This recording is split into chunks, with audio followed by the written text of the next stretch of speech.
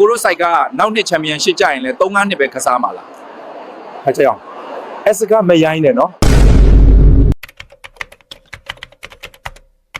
စိုက်ကားအသင်းဟာ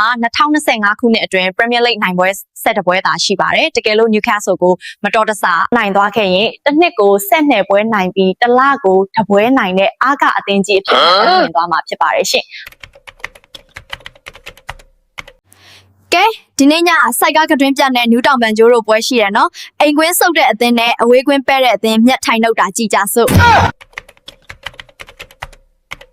ဟာတာတစ်ခုပြောမယ်။တို့ရေပြုတ်ကကန်ထုတ်လိုက်တဲ့ဖူဟန် Smith Rowe ကစလုံးကဖူးဖူးမှုတ်ထားတဲ့ဂိုးပါမှာထက်ဂိုးပိုသွင်းထားတဲ့